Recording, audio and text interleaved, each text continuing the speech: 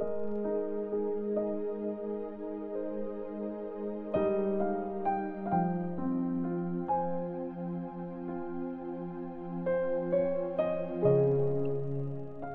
chapter 12. Pinuhusan ng pabango ang paa ni Jesus.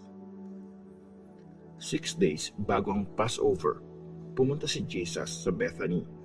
Nandun ang bahay ni Lazarus. Siya yung binuhay mula sa kamatayan. Naghanda sila ng dinner para kay Jesus at tumulong si Martha sa pag-serve nito. Kasama ni Jesus sa kainan si Lazarus. Kumuha si Mary ng halos kalahating litro ng mamahaling pabango. Sobrang mahal ng pabango na yun. Binuhos niya ito sa paa ni Jesus at pagkatapos, pinunasan niya ng buhok niya. Naamoy sa buong bahay ang bango nito. Nagsalita si Judas Iscariot, isa sa mga disciples ni Jesus. Siya yung magtatraidor sa kanya. Sinabi niya, bakit hindi nalang binenta yung pabango saka ibigay ang pera sa mga mahihirap? 300 silver coins din yan. Sinabi niya yun, hindi dahil may malasakit siya sa mahihirap. Ang totoo, magnanakaw kasi siya. Siya ang in charge sa pera nila at lagi niya tong kinukupitan. Pero sumagot si Jesus, huwag niyo siyang pakialaman. Ni-reserve niya talaga to para sa araw ng libing ko. Lagi niyong kasama ang mga mahihirap, pero ako, hindi. Ang planong patayin si Lazarus. Nabalitaan ng maraming tao na nasa Bethany si Jesus, kaya pumunta sila doon hindi lang para makita siya, pero para makita din si Lazarus na binuhay niya. Kaya nagplano ang mga chief priest na patayin din si Lazarus. Marami kasi mga Jews ang tumatalikod sa kanila at naniniwala na kay Jesus dahil sa kanya. Ang pagdating ni Jesus sa Jerusalem. Kinabukasan, maraming pumunta sa piyesta ng Passover. Nabalitaan nilang darating si Jesus sa Jerusalem, kaya kumuha sila ng mga palaspas at sinalubong nila si Jesus habang sumisigaw ng Praise God. Pinagpala ang dumadating sa pangalan ng Panginoon, ang Hari ng Israel. Nakakita si Jesus ng donkey at sinakyan ito tulad na nakasulat sa scripture. Huwag kayong matakot, bayan ng Zion. Parating na ang hari niyo na nakasakay sa donkey. Hindi pa ito naintindihan ng mga disciples nung una, pero nung binuhay si Jesus sa kaluwalhatian niya, naalala nilang ganun nga ang sinasabi sa scripture tungkol sa kanya at yun nga ang nangyari. Ang mga naka-witness nung binuhay ni Jesus si Lazarus galing sa libingan ang nagbalita tungkol sa nangyari, kaya sinalubong siya ng mga tao kasi narinig nila ang himalang ginawa niya. Sinabi ng mga Pharisees sa isa't isa, kita nyo, hindi nangyayari ang mga plano natin. Buong mundo, sumusunod sa kanya. Hinanap ng ilang Greeks si Jesus. May ilang mga Greeks na pumunta sa Jerusalem noong piyesta para mag-worship. Pinuntahan nila si Philip na taga Bethsaida sa Galilee at sinabi sa kanya, Sir, gusto naming ma-meet at makausap si Jesus. Pinuntahan ni Philip si Andrew at sabay nila tong sinabi kay Jesus. Sumagot si Jesus, dumating na ang oras para dakilain ang Son of Man. Tandaan nyo, unless mahulog sa lupa at mamatay ang isang butil ng wheat, mananatili itong nag-iisa. Pag namatay na to, nagpubunga to ng marami.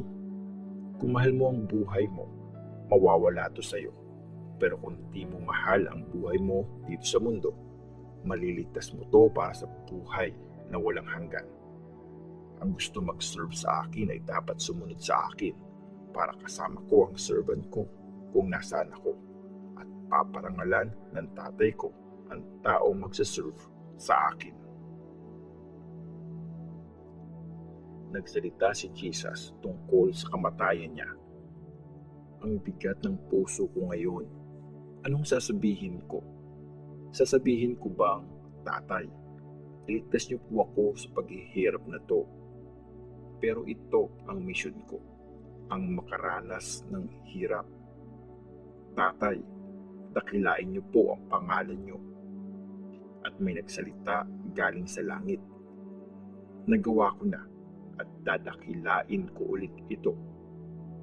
Narinig ng mga tao ang boses. Akala ng iba, kulog lang yun. Sabi naman ng iba, kinausap siya ng angel.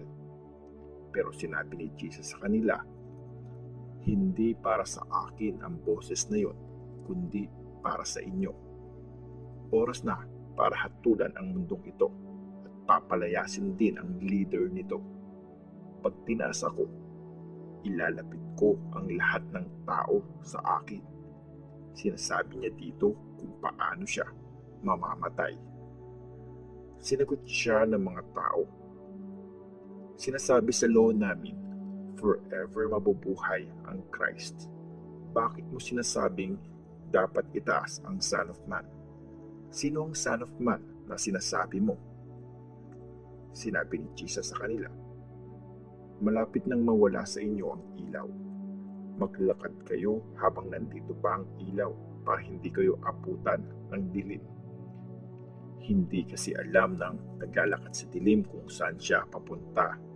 Manalig kayo sa ilaw habang kasama niyo pa ito at magiging mga anak kayo ng liwanag. Hindi naniwala ang mga tao. Pagkasabi nito, umalis si Jesus at nagtago. Kahit ginawa niya ang lahat ng himala sa harap nila, hindi pa din sila naniwala. Nangyari ito para magkatotoo ang sinabi ni Prophet Isaiah. Panginoon, sino ang naniwala sa mensahe namin? Kanino pinakita ang kapangyarihan ng Panginoon?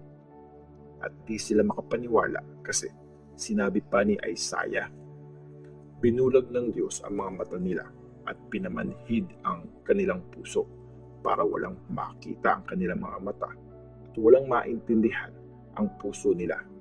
Baka magbalik loob pa sila sa akin at paggagalingin ko sila. Sinabi ito ni Isaiah kasi nakita niya kung gaano kadakila si Jesus at kinuwento niya nga ito. Actually, marami mga Jewish leaders ang naniniwala kay Jesus. Pero di nila ito pinapahalata kasi natatakot sila baka palayasin sila ng mga Pharisees sa synagogue. Mas gusto nilang purihin sila ng mga tao kesa ng Diyos. Ang salita ni Jesus ang magja-judge. Sumigaw si Jesus. Sabi niya, ang naniniwala sa akin ay hindi sa akin naniniwala, kundi sa nagpadala sa akin. Ang nakakakita sa akin ay nakikita din ang nagpadala sa akin. Dumating ako sa mundo bilang ilaw, para hindi manatili sa dilim ang lahat ng naniniwala sa akin. Hindi ko i-judge ang mga taong nakarinig ng mga salita ko, pero ayaw naman sumunod. Hindi ako dumating para i-judge ang mundo, kundi para iligtas ito. Yung mga hindi tumatanggap sa akin at sa salita ko, may magja-judge sa kanila. Ang mga salitang sinabi ko ang magja-judge sa kanila sa huling araw.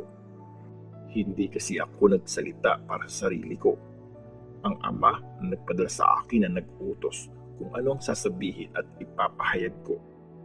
Alam kong ang mga utos niya ang nagbibigay ng buhay na walang hanggan. Kaya ang sinasabi ko ay yung sinasabi sa akin ng Ama.